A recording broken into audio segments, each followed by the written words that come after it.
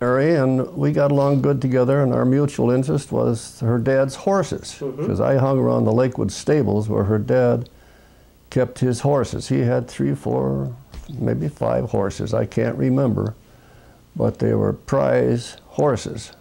For the tape, where was the stables? The stable was up where Perkins Restaurant was built in Lakewood, across from the post office, present post office now.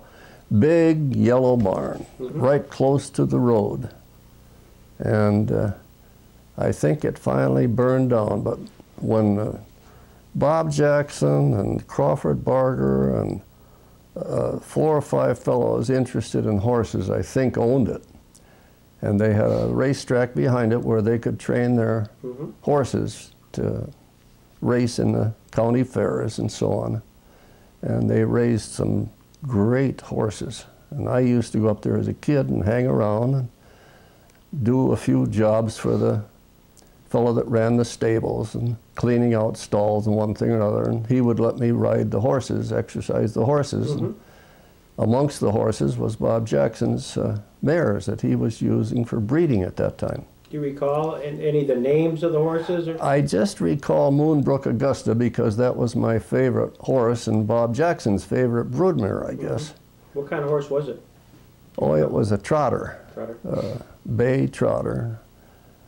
I don't remember what else they had a fancy name, I suppose, what kind of a horse it was, but beautiful animal.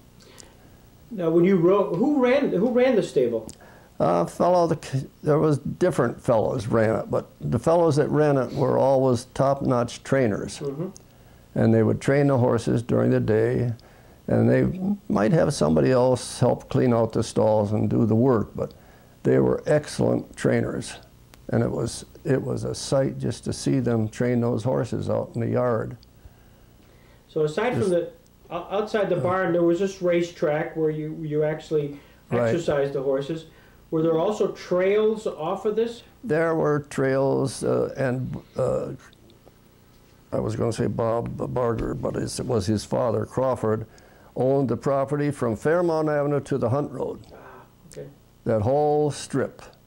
He owned all the way to the Winch Road, and from the Winch Road down probably to where that Fairmount Avenue housing complex is now. A big piece of land in there.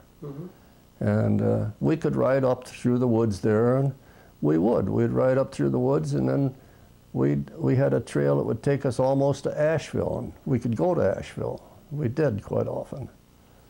In fact, there was one particular story you were telling, and which led you to Asheville. Why don't you set that up for us here? Well, Mary said she was going out with Emma Moore, and if I went with her and I found a date for Emma, why, we could all go horseback riding. It would be sort of fun. She knew I liked to ride. And so I did. I found Park Carlson to go out with Emma. And so I picked them up in my mother's old Essex Roadster. It wasn't old at that time, probably in 1930 or so.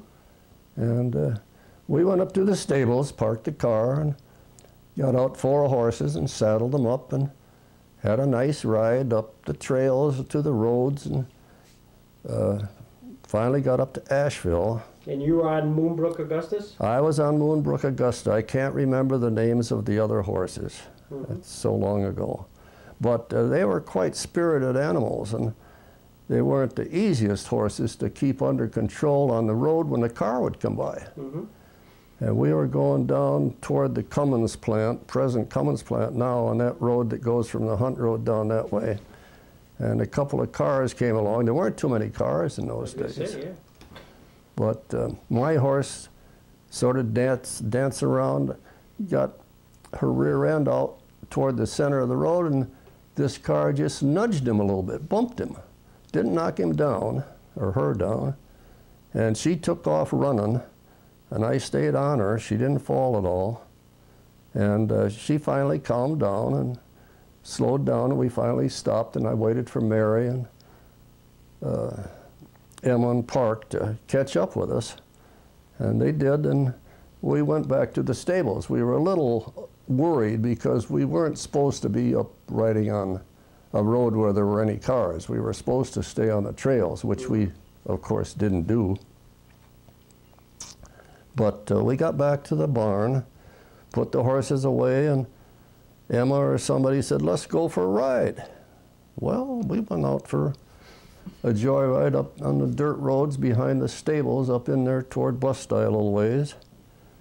And Emma was sitting next to me on the front seat, and it was just a sport coupe.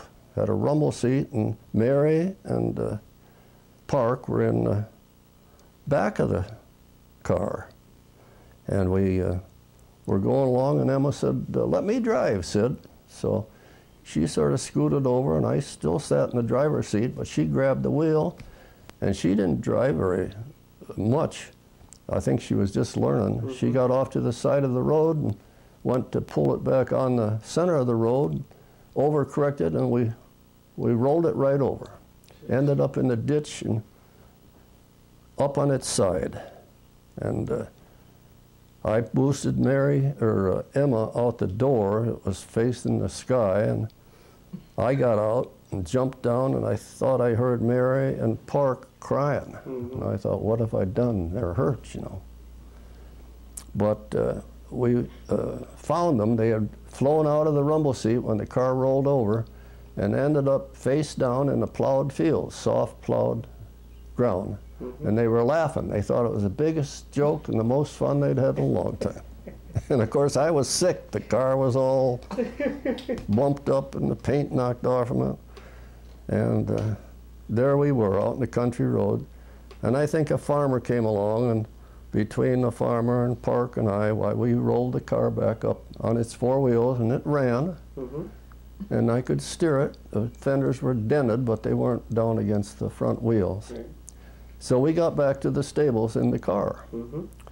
And we all promised we wouldn't tell anybody what happened, because Mary's father would be madder than hops. For one thing, we got his horse almost in trouble.